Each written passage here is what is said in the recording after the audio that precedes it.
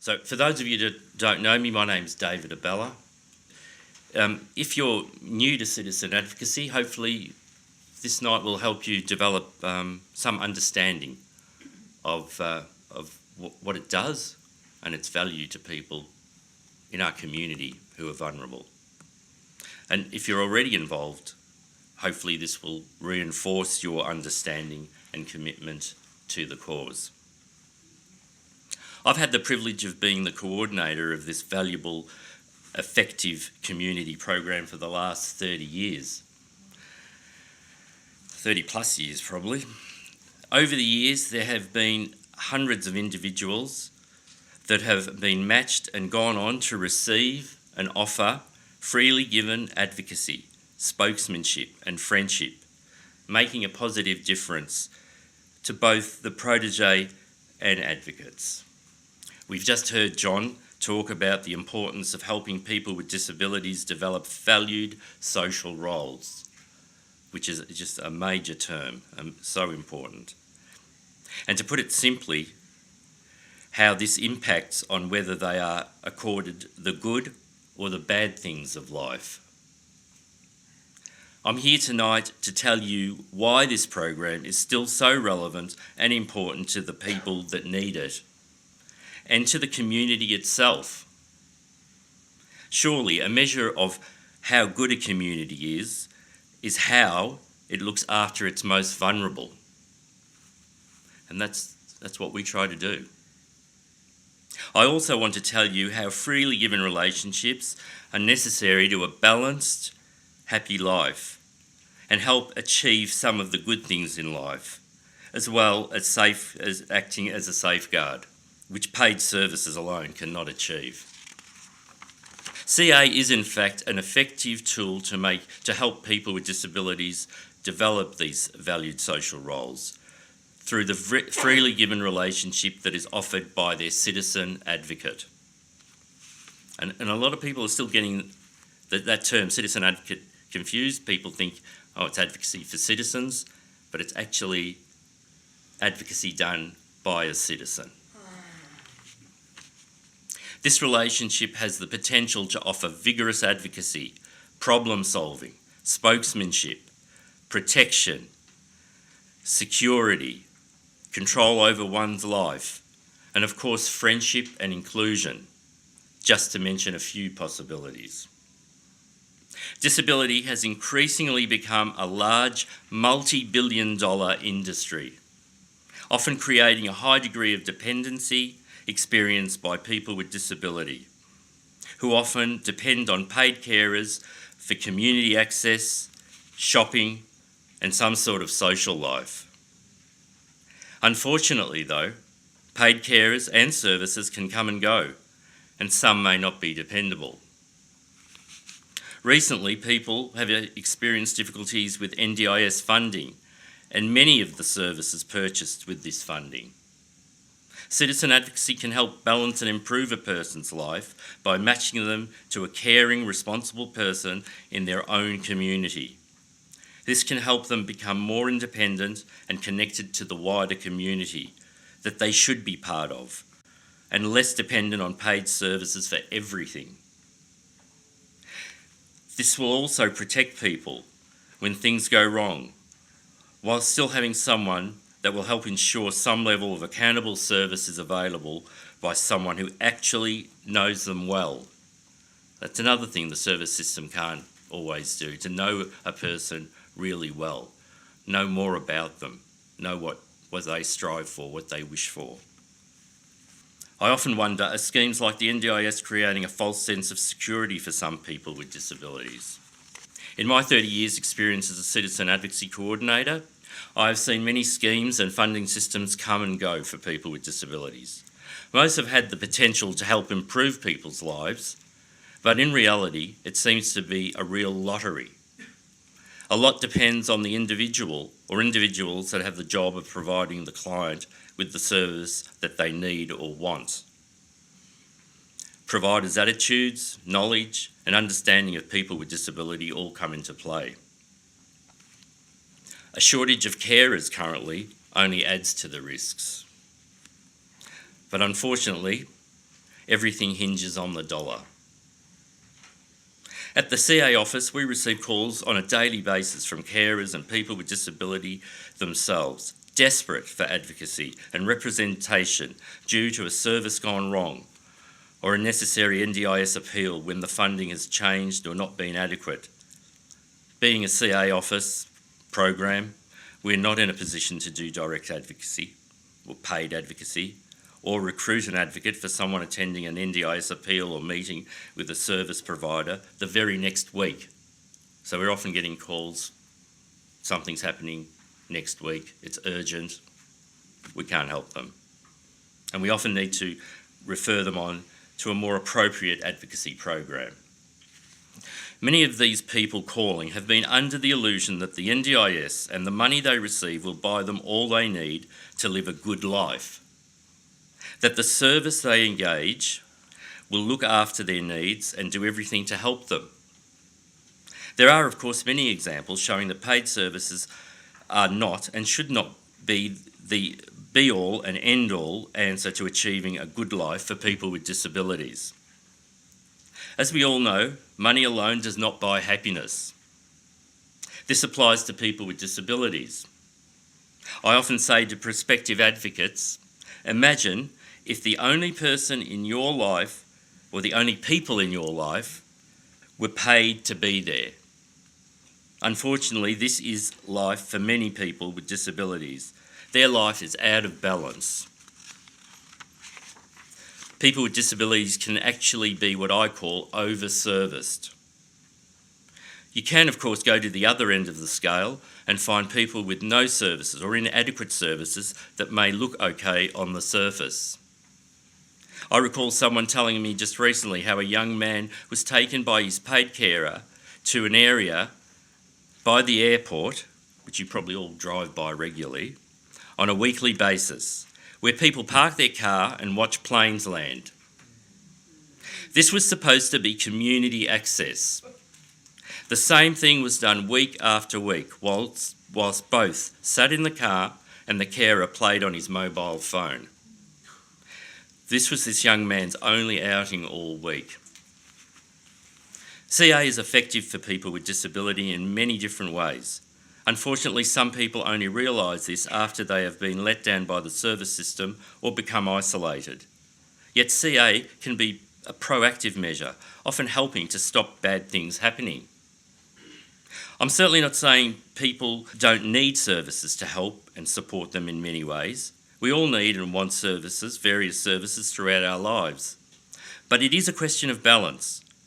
Many people with disabilities and their family and or carers start off thinking the service system will be the answer to all their problems, that the services and programs will meet their needs and continue to support them. Unfortunately, as we constantly see and hear with the NDIS, fraud, corruption, neglect and abuse are rampant within the system and the many services and businesses that it funds. People are often becoming more dependent on support and less functional through NDIS funding. This has become another form of welfare rather than helping to create valued social roles and independence. Often the ones in greater need are not getting NDIS. It's more the ones with the louder voice that receive large amounts of funding. There's an imbalance in it. Citizen advocacy may not be for everyone, but for those that it is, it can truly be life-changing. We'll soon hear how one of our advocates, Mary Lou, was able to get a job for her protégé when so many employment services for so many years couldn't. For the advocate, it is immensely satisfying. We go to great lengths to ensure there is a good fit between the needs of the protégé and the skills and time available of the advocate. It is not where people come and go, and both people in the match identify with each other. This is an advocacy model that has a sound structure. We don't control the CA relationships, but rather provide reassuring and ongoing support through the coordinators. It is important for CA programs to stay on track and continue to recruit advocates for vulnerable people, to help them develop valued social roles and true inclusion and independence, as much as possible, so they do not become mere clients of paid services. Imagine, people need to think about that. If you're only a client, you don't have friends, you don't have family, you're just a client of services. And we come across people on a regular basis that are in that situation. This can contribute to negative perceptions by society, leading to life-limiting situations. One of the greatest challenges we face is to not let ourselves get too distracted by the chaos of the service system and concentrate on recruiting and supporting advocates to help people live more independent and supported, balanced lives. Our greatest and most important resource are individuals in the community. They are people like you that have a sense of social justice and are willing and able to make a positive difference in the life of a vulnerable person who may be lonely, face difficult challenges, or be in a risky situation. At this stage, I'd just like to show you a brief video clip of an advocate and protégé discussing the need for community support. Hopefully this will illustrate something of what I'm talking about, and certainly what John has explained to us.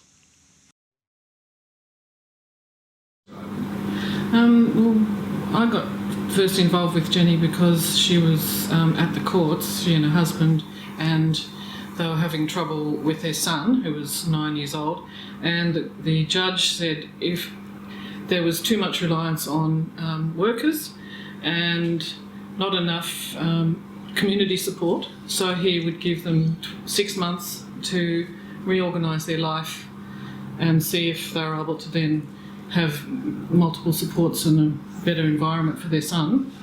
Otherwise he'd have to be put into care, which was pretty tragic. And so that's through Sister Frances that Jenny mentioned.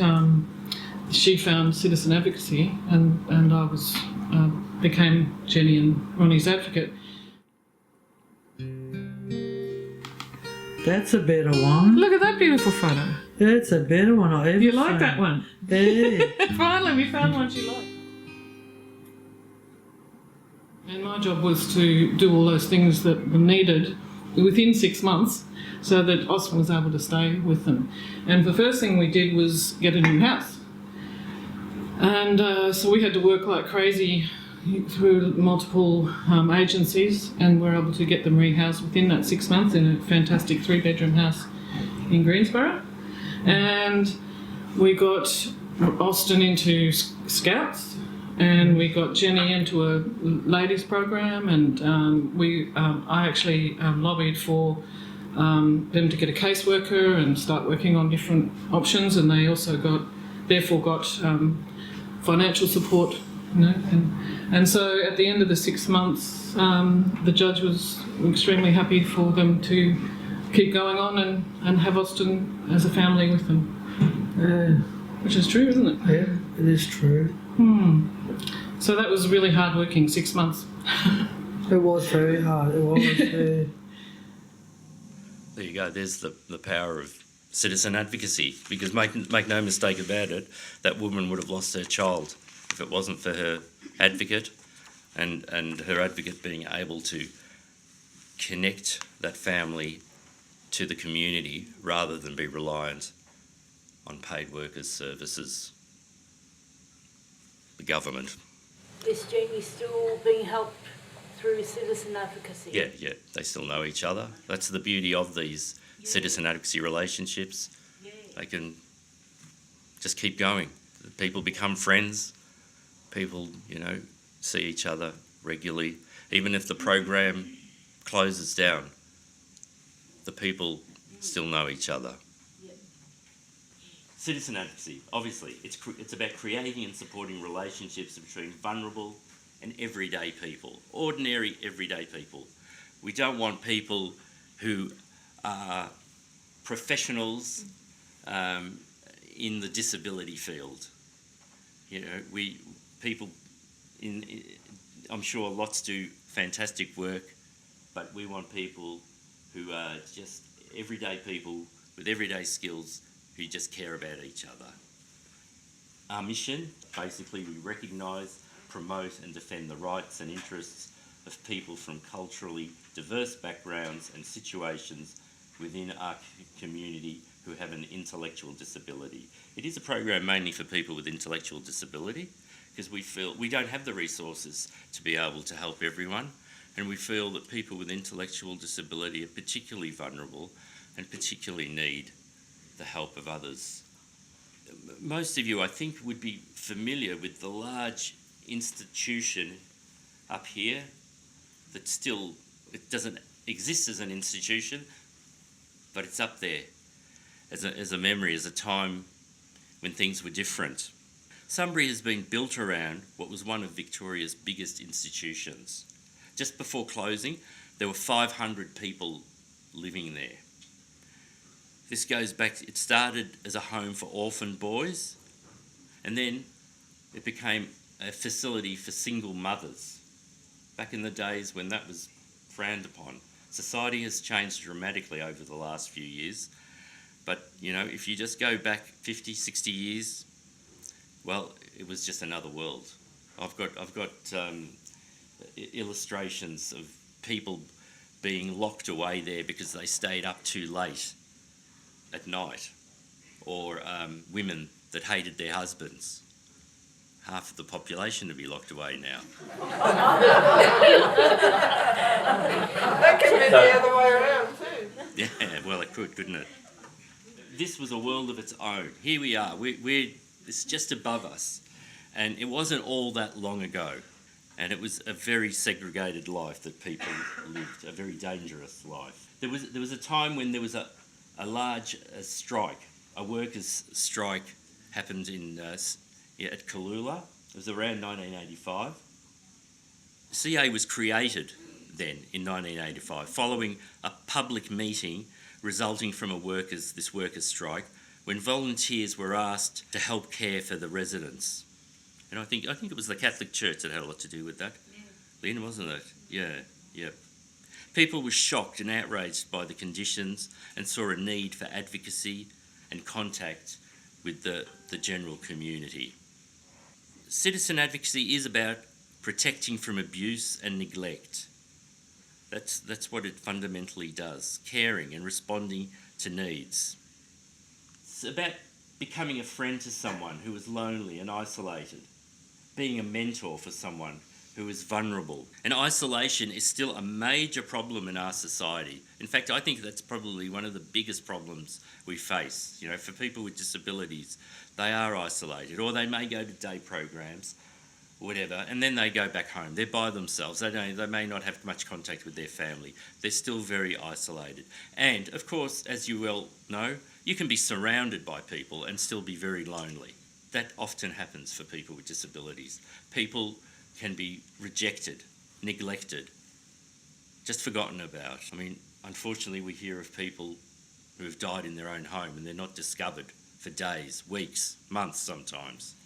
And that still is a risk to vulnerable people. With our program, the match is freely given. It's a freely given relationship. It's independent. It must be freely given, free of conflict of interest. We wouldn't ask somebody working in a CRU, for instance, to be an advocate for someone living in that CRU. That's just a conflict of interest. If push comes to shove, what are you going to do? You know, are you going to protect your job, or are you going to stick up for what's right for that person that's in a bad situation? David, can I just ask you to explain what a CRU is? Oh, sorry, yeah. That's a community residential unit. There's about 5 or 6 of them here in Sunbury. They're houses, and you walk past them and they look like any other house. They're usually quite large inside, 4 or 5 people living in them. They've all got their own bedrooms. There's a communal lounge room. They're staffed. There's usually people looking after people in those houses, and they're generally funded by the government, or the workers are provided by different agencies. So they've come to be in existence, you know, after these large institutions closed down. A typical protégé, typically They have lives overly dominated by the service system, have an intellectual disability or multiple disabilities, live in a CRU or small institution. They might benefit from a relationship with an independent person, or they might live with their family and might benefit from a relationship with an independent person. People should not be totally reliant on paid services for everything. They need to develop friendships and relationships that don't rely on government funding. And again, it's a question of balance. Many people need these services. Their lives shouldn't be totally dominated by them. So having an advocate helps to balance that. People with disabilities have become isolated in small institutions, the CRUs. These CRUs, if you're not careful, can become mini institutions. They don't, David will tell you all about that. They don't have large amounts of people, but if people aren't able to develop their full... They aren't able to communicate on your level. It's frustrating for you. So we've got to be conscious of that. Yes, just because, things might look differently. We don't have the large institutions where people are locked away. It's almost prison-like.